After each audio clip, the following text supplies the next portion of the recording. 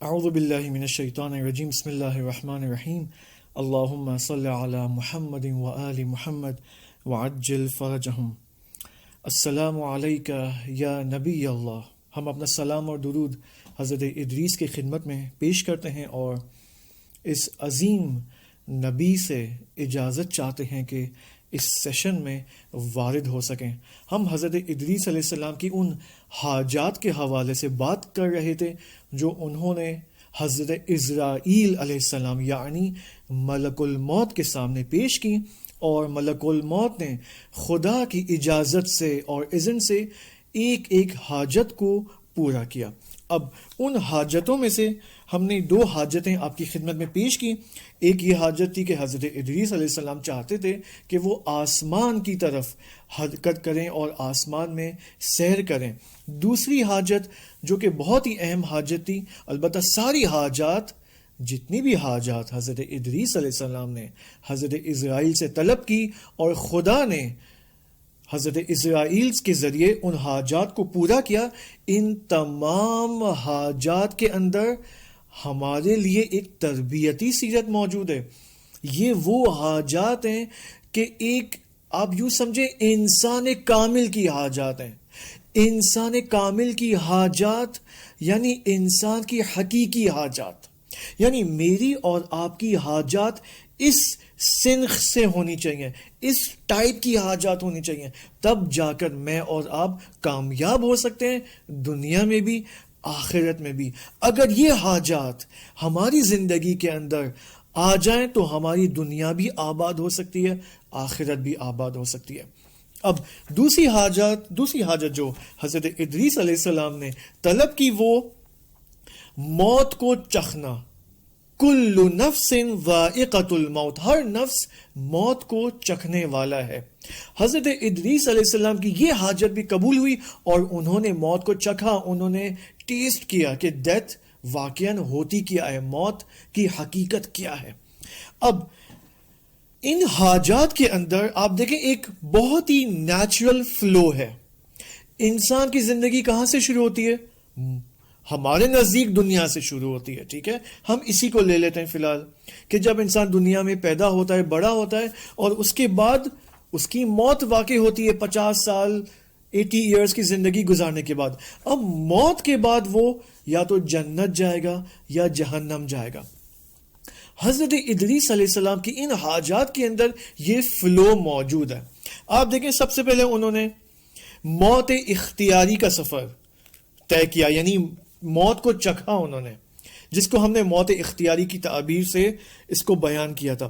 اب موت کے بعد قرآن مجید کے اندر آیت موجود ہے کہ وَإِن مِّنكُمْ إِلَّا وَارِدُهَا، ہر انسان چاہے اس کا اینڈ جنت ہو چاہے اس کا اینڈ جہنم ہو، ہر انسان جہنم سے گزرے گا، جہنم میں وارد ہوگا۔ اب اس کی تفصیل کیا، ہم نے موت، برزخ اور قیامت کے ان 90+ ڈیٹیل سیشنز میں اس کو ڈسکس کیا ہے۔ آپ وہاں پر ٹیلی گرام کے چینل پر رجوع کر سکتے ہیں۔ اب اس آیت کو دیکھیں، اس آیت کے اندر اطلاق ہے، مطلق بیان ہو رہا ہے یہاں پر۔ ہر انسان وارد ہوگا، ہر انسان، مومن ہو چاہے کافر ہو، مومن اپنے تمام مراتب سمیت وہ وارد ہوگا جہنم میں، اور پھر اگر وہ جنتی ہوگا تو جنت جائے گا۔ لیکن سب کو یہ ایکسپیرینس کرنا ہے۔ Everyone has to experience the fire of hell۔ Okay, قرآن فرما رہا ہے۔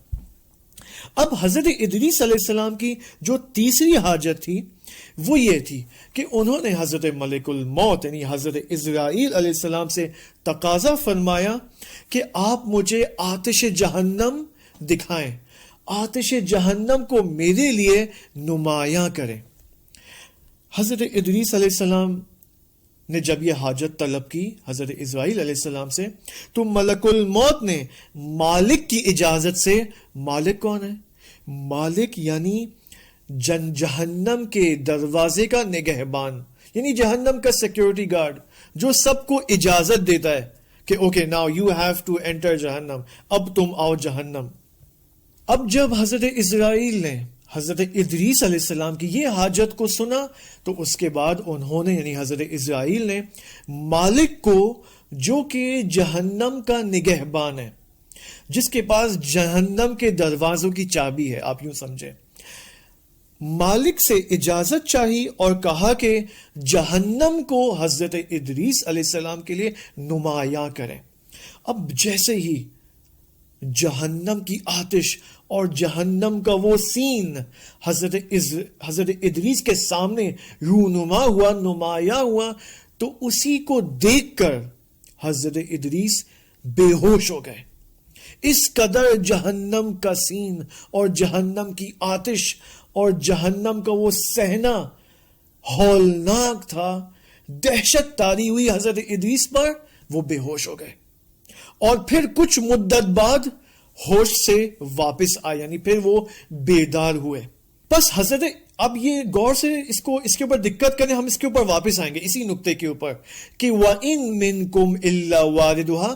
حضرت ادریس علیہ السلام نے اپنے آپ کو اس آیت کا بھی مصداق بنا دیا، یعنی سب کو ان دی اینڈ جب روز قیامت جائیں گے، بالآخر حساب کتاب ہوگا، تو اگر کوئی جنتی بھی ہوگا تو اس کو جنت جانے سے پہلے جہنم سے گزر کے جنت جانا ہوگا۔ تو حضرت ادریس علیہ السلام نے اس آیت کو بھی اور اس ایکسپیرینس کو بھی ایکسپیرینس کر لیا، اس سے پہلے کہ میں اور آپ اس چیز کو، اس صحنے کو، اس سین کو ایکسپیرینس کریں، حضرت ادریس نے سب سے پہلے ایکسپیرینس کر لیا۔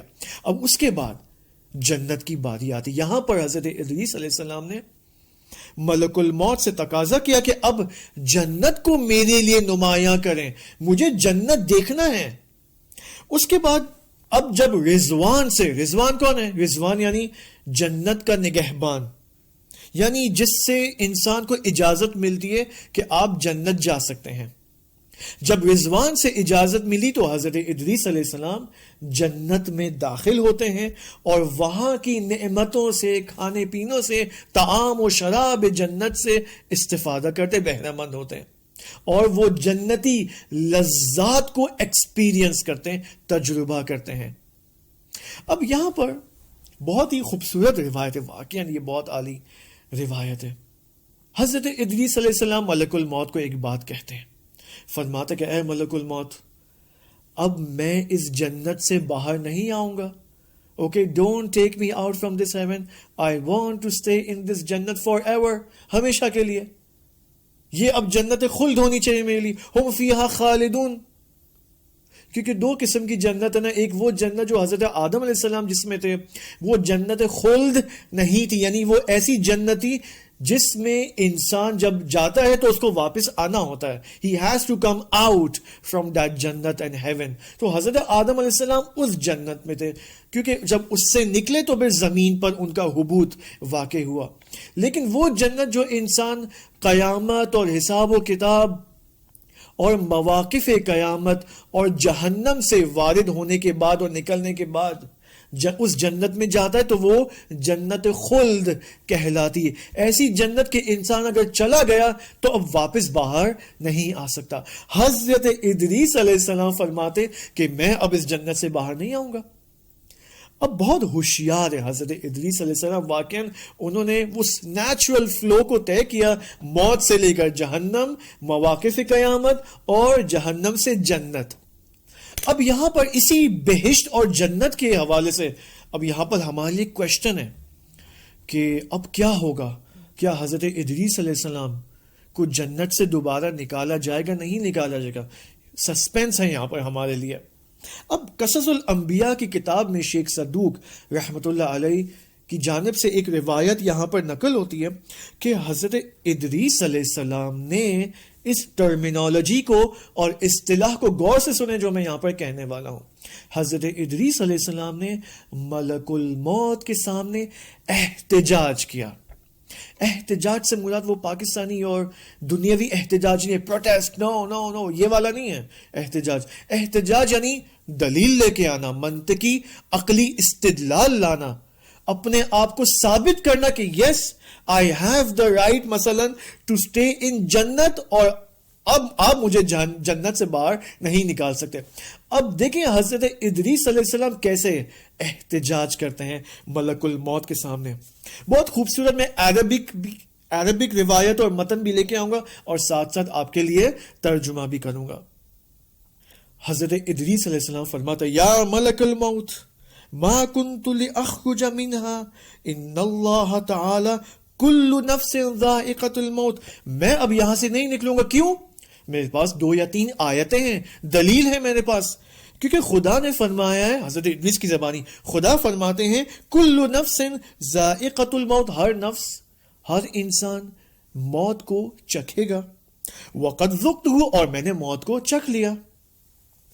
پھر حضرت ادریس علیہ السلام ملک الموت کو کہتے ہیں کہ خدا نے فرمایا وَإِن مِّنكُمْ إِلَّا وَارِدُهَا, ہر انسان جہنم میں وارد ہوگا. وَقَدْ وَرَدْتُهَا, اور میں بھی جہنم میں وارد ہوا. وَيَقُولُ فِي الْجَنَّةِ, اور میں اس کے بعد جنت میں بھی داخل ہوا ہوں. وَمَا هُمْ مِنْهَا بِمُخْرَجِينَ, اور جنت کے بارے میں خدا فرماتا ہے کہ اب جنت سے کوئی واپس نکالا نہیں جائے گا.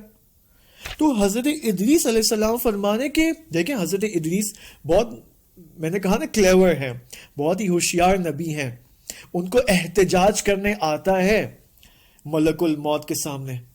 اب یہاں پر جب حضرت ادریس علیہ السلام نے فرمایا کہ میں نے, اے اسرائیل, میں نے وہ پورا فلو طے کیا ہے. اوکے, میں کوئی اللیگلی تو جنت میں وارد نہیں ہوا. اوکے, میں صرف مذاق کر رہا ہوں یہاں پر. میں اللیگلی وارد نہیں ہوا جنت کے اندر. اور ظاہر سی بات ہے خدا کی نگاہ, جب خدا دیکھتا ہے, خدا حاضر و ناظر ہے, کوئی بھی خدا کے نظر کے نیچے اللیگل کام نہیں کر سکتا. اور ظاہر سی بات ہے میں تو نبی ہوں, میں معصوم ہوں, میں قانون کو فالو کرتا ہوں, میں اس نیچرل فطری پروسیس کو فالو کرنے والا ہوں. تو میں نے موت کو چکھا, اس کے بعد جہنم, اس کے بعد جنت. That's it. اب آپ مجھے جنت سے باہر نہیں نکال سکتے. البتہ ذہن میں رکھیں حضرت ادریس علیہ السلام جب فرماتے ہیں کل نفس ذائقۃ الموت, یعنی انہوں نے جب موت کو چکھا تو انہوں نے اختیاراً موت کو چکھا. یعنی وہ اس مرتبے پر پہنچ گئے تھے, یعنی وہ اس موت اختیاری کے ہائی لیول پر پہنچے تھے. اب اسی روایت کے اندر آئے کہ یہاں پر خداوند سبحان جب اس گفتگو کو مشاہدہ فرماتے ہیں کہ حضرت اسرائیل اور حضرت ادریس کی گفتگو کو دیکھتے ہیں, تو یہاں پر خدا نے فرمایا کہ اے ملک الموت, یہ جو حجت حضرت ادریس نے تمہارے سامنے قائم کی ہے, یعنی یہ جو احتجاج اور استدلال حضرت ادریس نے تمہارے سامنے قائم کیا ہے, یہ احتجاج کی روش میں نے ادریس کو سکھائی ہے. یعنی ایسا نہیں ہے کہ حضرت ادریس علیہ السلام احتجاج کریں ملک الموت کے سامنے, دلیلیں لا رہے, خدا اس دلیل کو سن رہا ہے اور خدا حضرت ادریس کے اس دلیل کو سن کر منفعل ہو رہا ہے, متاثر ہو رہا ہے. اور خدا یہاں پر کہہ رہا ہے اوکے ٹھیک ہے, آپ کی بات صحیح ہے. آپ نو, اس طرح تو نہیں ہے. خدا نے فرمایا کہ میں نے حضرت ادریس کو سکھایا ہے کہ this is the way you need to prove yourself. اب اس روایت کے اندر جب خدا نے فرمایا کہ فقال له ربه ان ادریس انما حاجاک فحجک بوحی, کہ اے ملک الموت, ادریس نے جو تمہارے سامنے حجت قائم کی ہے, میں نے یہ حجت اس کو وحی کی ہے, میں نے اس کو سکھایا, ایجوکیٹ کیا, تعلیم دی ہے. وَأَنَا الَّذِي هَيَّأْتُ لَهُ تَعْجِيلَ دُخُولِ الْجَنَّةِ, اور میں تھا, خدا فرما رہا ہے کہ میں نے یہ کام کیا ہے, یعنی میں نے وہ زمینہ ہموار کیا ہے تاکہ ادریس جنت میں جا سکے. میں نے وہ گراؤنڈز تیار کیے کہ جس پر چل کر ادریس جنت میں جا سکے. فَإِنَّهُ كَانَ يُنْسِبُ نَفْسَهُ وَجَسَدَهُ. اب یہ اس روایت کا اہم موڑ ہے, اہم تعبیر ہے. آپ دیکھیں اس روایت کے اس قدر سنت الہی بیان ہو رہے ہیں یہاں پر, خدا کے قواعد ہماری تربیت کے لیے بیان ہو رہا ہے. وہ کیا ہے وہ ابھی آپ کی خدمت میں پیش کریں گے. جس کو جلدی ہے وہ تھوڑا سا حوصلہ دکھائیں یہاں پر. خدا نے یہاں پر فرمایا کہ میں نے کیوں ادریس علیہ السلام کے لیے زمینہ ہموار کیا، میں باعث بنا کہ ادریس جنت میں جائے. کیوں میں نے یہ کام کیا؟ خدا یہاں پر سبب بیان کرے، وائی. اس وائی کا آنسر یہاں پر ہے. خدا نے فرمایا کہ ادریس فَإِنَّهُ كَانَ يُنْسِبُ نَفْسَهُ وَجَسَدَهُ يُتْعِبُهُمَا لِي. ادریس علیہ السلام نے اپنی جان کو، اپنے وجود کو، اپنے بدن کو دنیا کے اندر میرے لیے خرچ کیا. اپنے بدن کو، اپنے وجود کو عبادات کے ذریعے اور دیگر دینی فعالیتوں کے ذریعے میرے لیے ادریس نے اپنے بدن کو سختی میں مبتلا کیا، اپنے وجود کو سختی میں مبتلا کیا. فَكَانَ حَقًّا عَلَيَّ.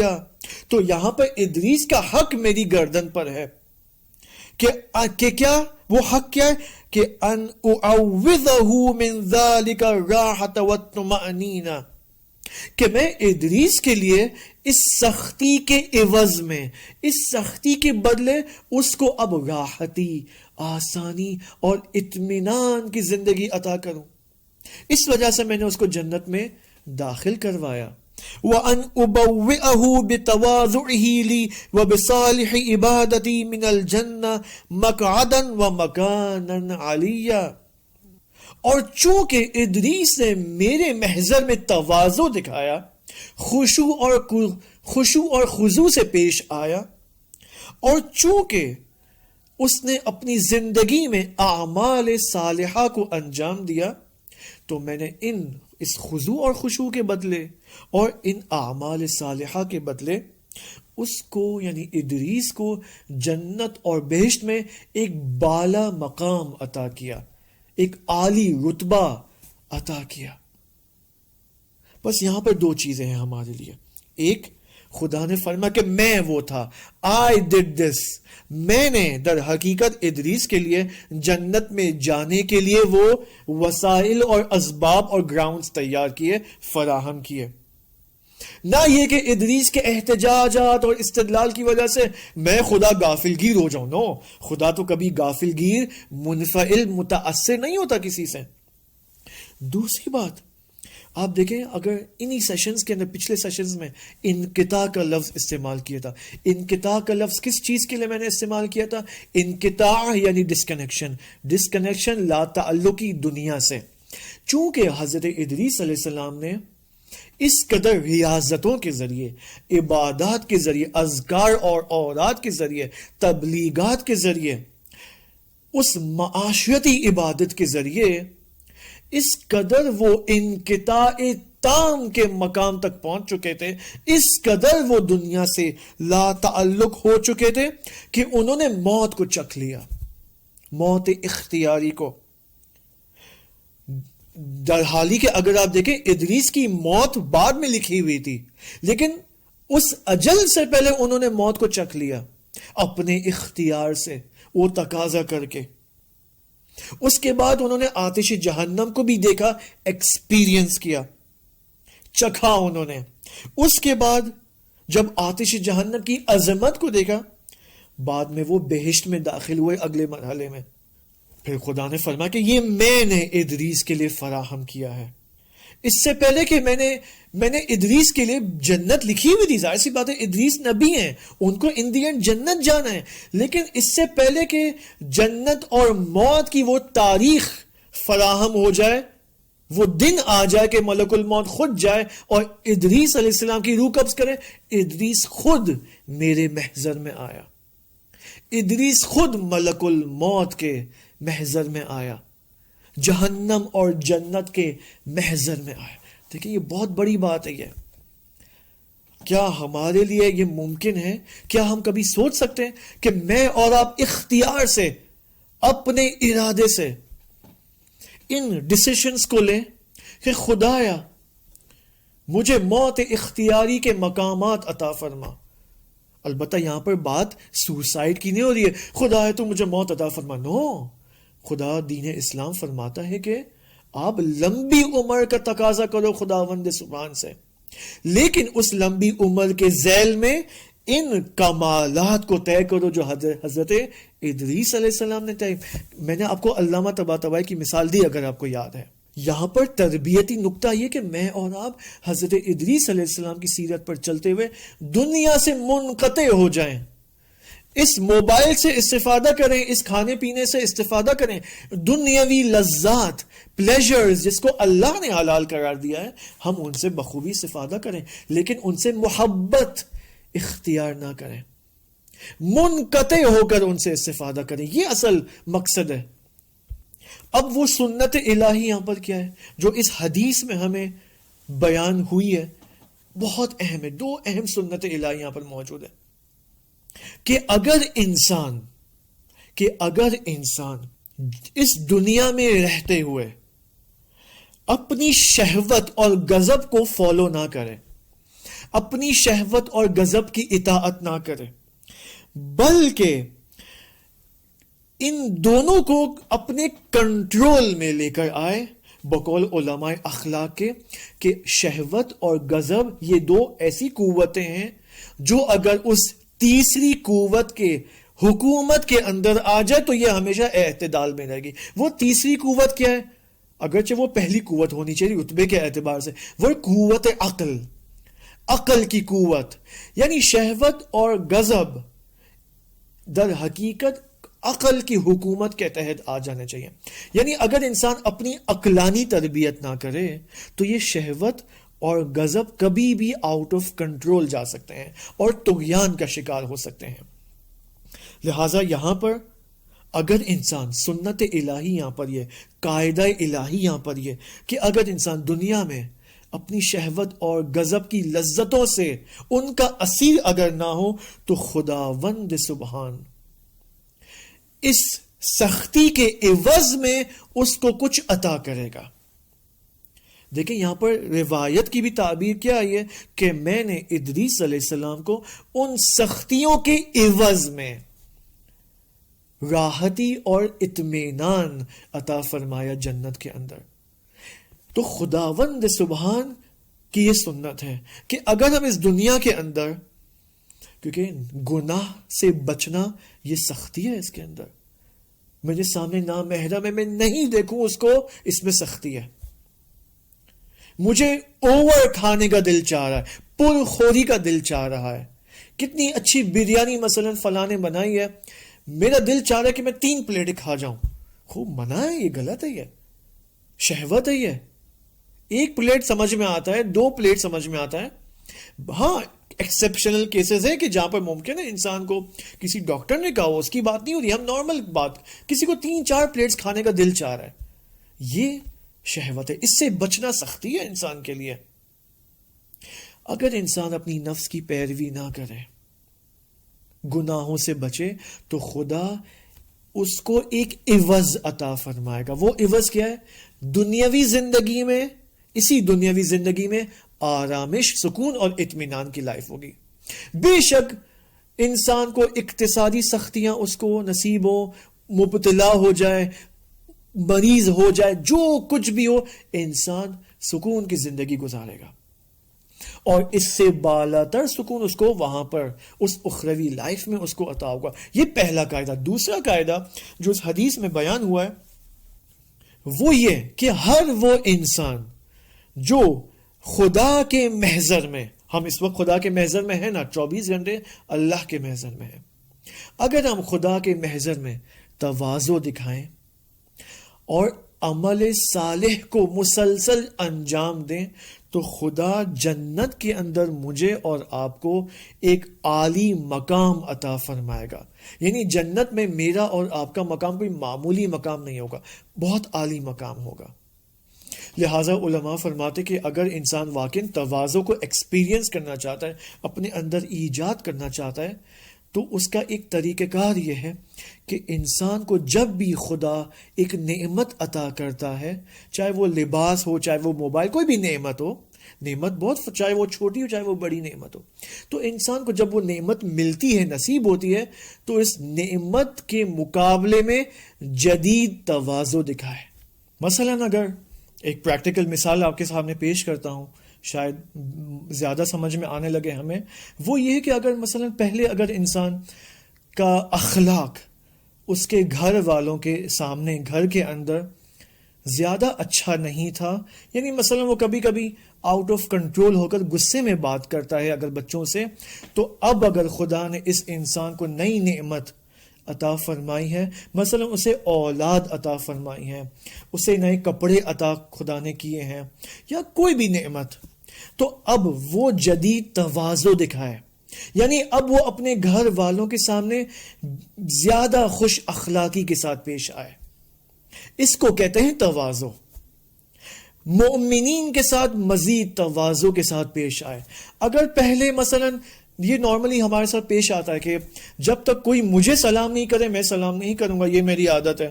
مثلا میں مسجد جا رہا ہوں، مومنین کا علاقہ ہے، تو بالآخر اگر کوئی مومن مجھے دیکھ رہا ہے تو میں بھی اسے دیکھ رہا ہوں، لیکن میں اسے سلام نہیں کر رہا ہوں. میں ویٹ کروں وہ سلام کرے گا تو میں جواب دوں، نہیں. خوب، اب میں یہاں پر تواضع دکھاؤں اس مومن کے سامنے. جیسے میں اس کا دیکھوں، السلام علیکم، کیسے ہیں آپ؟ یہ دیکھیں، یہ جو ہاتھ رکھنا ہے اس مومن کے سامنے، تھوڑا سا جھکنا ہے، یہ سب تواضع ہے. یہ سب ہماری دینی تعلیمات کے اندر ہے. تو اس کو کہتے ہیں تواضع دکھانا. اگر ہم تواضع دکھائیں گے تو خدا بھی ہمارے لیے جنت میں ایک عالی رتبہ ہمیں نصیب فرمائے گا. انشاءاللہ خدا ہمیں توفیق دے کہ ہم ان سیشنز کے ذریعے حضرت ادریس علیہ السلام سے مزید اپنا ارتباط ایجاد کر سکیں، اور حضرت ادریس علیہ السلام سے بھی تقاضا ہے کہ وہ ہمارے اوپر اپنی ایک نظر کرم فرمائے، اور اس نظر کرم کے ذریعے ہماری ہدایت ہو جائے، ہماری عاقبت بخیری ہو جائے. اور انشاءاللہ خدا سے دعا کریں کہ خدایا امام زمانہ علیہ السلام کے ظہور میں تعجیل فرما، ہمیں ان دینی معارف کو سیکھنے، سمجھنے، اپنے وجود کا، اپنی جان کا حصہ بنانے اور ان کے اوپر عمل پیرا ہونے کی خدایا توفیق عطا فرما. والسلام علیکم ورحمۃ اللہ وبرکاتہ.